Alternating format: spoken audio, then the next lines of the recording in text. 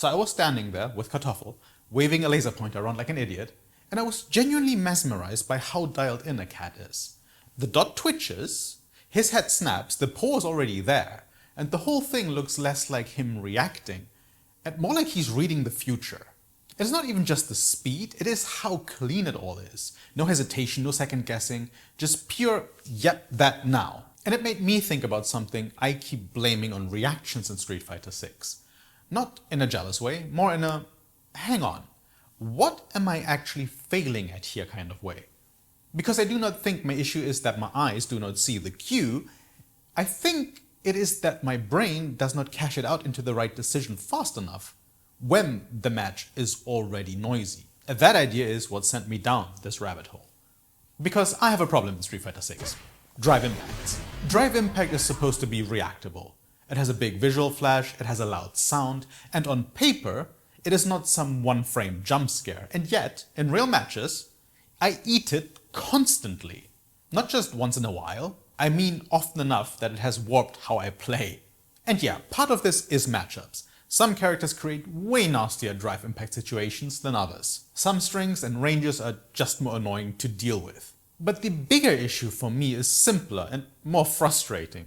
I cannot reliably convert the cue into the button press when there is anything else happening at the same time. What makes this worse is the social layer around it. If you spend any time in FGC SNS, you will see the same line over and over. Drive impact is reactable.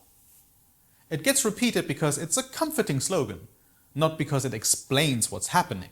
It makes the game feel more solvable. But the way it gets repeated is usually missing the only part that matters. Reactable in what context? With what mental load? And with what prior commitment? Because a raw drive impact in an empty training mode is not the same thing as a drive impact when you're also dealing with spacing, drive rush threats, throw ranges, jump timings, your own buffered inputs, and the tiny panic responses that show up when you know you're about to get blown up. So I had to ask myself a much more useful question than, why can't I react? What if I'm not failing at reactions? What if I'm failing at selection? There's a pretty well-established idea in psychology that reaction time gets worse as the number of choices increases, even when the choices are simple. If you want the fighting game translation, it is this. The more answers you are trying to hold in your hands at once, the slower your hand becomes at choosing the right one. And it gets nastier when you add the fact that humans do not cleanly do two decision-heavy things at the same time. There is work on dual task interference and the psychological refractory period showing a bottleneck around response selection. Again, fighting game translation, if your brain is already busy choosing one action, choosing the next action gets delayed. Even if the cue is obvious. This is the part where age paranoia kicks in. Am I just too old for this? Not I'm washed old, even though I might be, but more like enjoy being 60 plus years old long before you're actually there old. But I do not think age is the main culprit here, at least not as the first explanation. What I think is happening is that I'm demanding a clean reaction inside a messy situation, and then I'm acting surprised when my brain does not deliver. There's another phenomenon that maps painfully well onto what I experience in match chaos. It is called the attentional blink. The basic idea is that if your attention gets grabbed by one target, there is a short window where you are worse at detecting the next target, even if it is right there.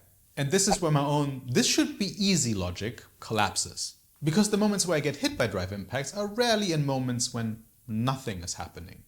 They are usually moments where something just happened and my brain is still processing that. Here's an example that happens to me a lot, annoyingly enough. An air reset in the corner into drive impact during burnout. You're thinking about not getting stunned, escaping the corner, not getting thrown, watching for random lows, watching for drive impact, and trying not to mash because you know you're one bad guess away from exploding. Then the reset happens and your brain files it as the combo is over. But there is a drive impact happening at the exact time, and it starts before your feet even touch the ground again. In that moment, it might as well be an invisible one-frame magical attack. You would need to be actively aware of that specific situation ahead of time to have any realistic chance of dealing with it. So if the problem is not my reactions are broken, what is the actual problem? That corner reset is one nasty example. The bigger pattern is a little simpler. I keep putting myself in drive impact windows and then I expect my hands to bail me out. And with C Viper, this gets extra toxic because the medium buttons I want to rely on are not the usual Street Fighter 6 autopilot tools. Her standing medium kick and crouching medium kick are not cancelable in the normal sense. So she is not doing the classic low-medium into drive rush flowchart a lot of other characters are allowed to do. Conversions often involve super jump cancel routes instead, and that changes how commitment feels in neutral.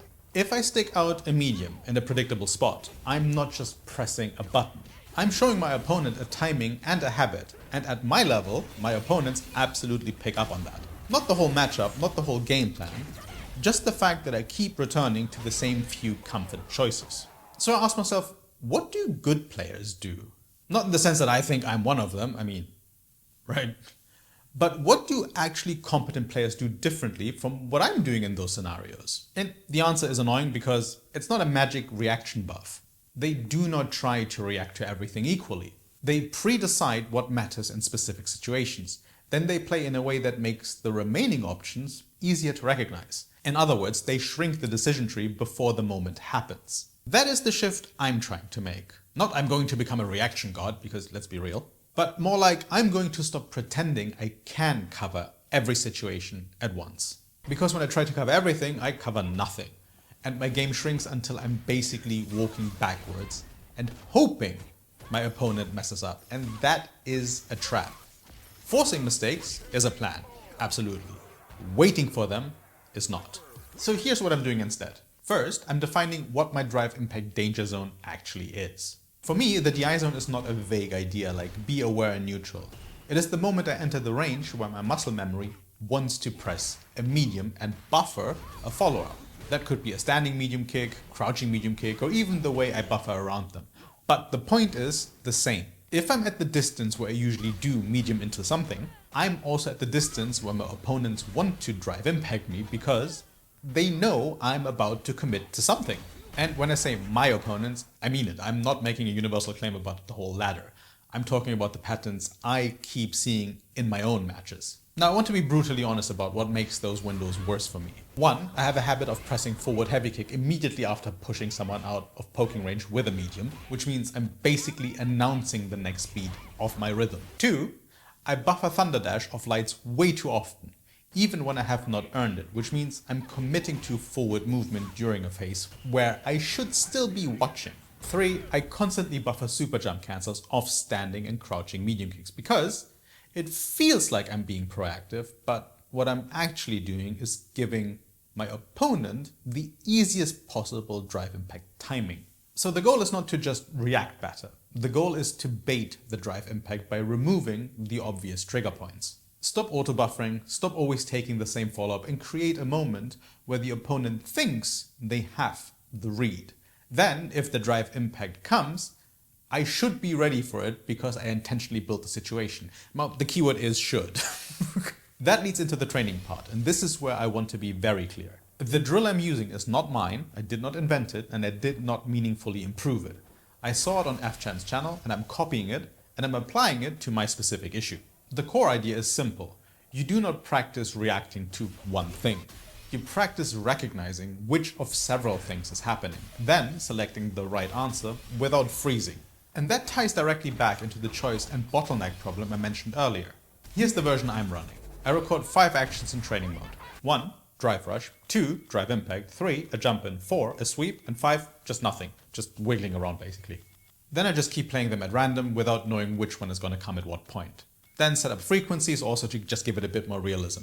And my job is not to be perfect. My job is to stay calm long enough to see what is actually happening and pick the correct response as best as I can. If it is drive impact, I counter drive impact. If it is a drive rush, I check it. If it is a jump in, I anti-air. If it is a sweep, I either block low and punish or just straight up with punish. If it is nothing, I do nothing and I do not twitch. So that's 10 minutes a day before I jump into ranked. Then I stop and I do that at least 5 days of the week. I limit this to 10 minutes as I'm also running a perfect parry drill, also originally from FChamp, which means my entire warm-up ritual before each ranked session is a little over 20 minutes in total already at this point, which frankly is a little much. And I'm not saying you should do the same thing. I'm just testing stuff in a way that works for me. The reason I'm limiting each of these to roughly 10 minutes though is actually that I'm not trying to grind this into the ground.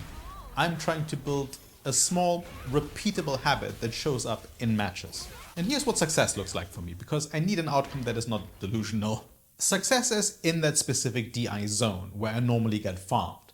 That I start seeing it more, I start countering it sometimes, and I stop donating my MR points to drive impact windows that I created myself by constantly buffering the same predictable follow-ups. Interestingly enough, after about 2 weeks, so after roughly 10 to 11 rounds of this, I'm still getting clipped a lot, don't get me wrong, but I'm absolutely doing a lot better now and actively process what's happening on screen.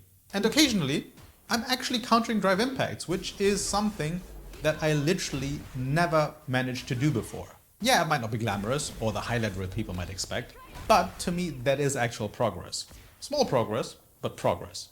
But even if nothing had changed, that still would have been useful information, because it would have meant the problem wasn't just practice volume. It would have meant my training wasn't targeting the true trigger, or my match habits weren't doing the work the second I got stressed. So no, I do not think the conclusion is I am too old. It definitely plays a part in this, but it's not the actual culprit. I think the conclusion is I'm trying to do high-speed decision-making in a messy environment with a character that punishes lazy autopilot. And I'm surprised that my brain cannot keep up when I refuse to simplify the situation ahead of time. The fix is not becoming superhuman. The fix is a system that respects how my brain seems to work when everything is happening at the same time. Then using that system to force cleaner situations instead of begging for perfect reactions in chaos. Also, yes, learning matchups would help as well, but one step at a time. Just bear with this old man for a second, please. All right, I'm going to stop here because the next step is not more theorizing. It's actually continuing to run this experiment and to see how much more success I can squeeze out of this. So tell me, what's your version of this? What's the one thing you keep eating, even though you know it's coming? And what's the exact situation where it always happens? If you don't feel like writing it out, just spam the good old potato emojis and I will understand. Do leave a like though, much appreciated. Thank you for watching and see you next time. Bye bye.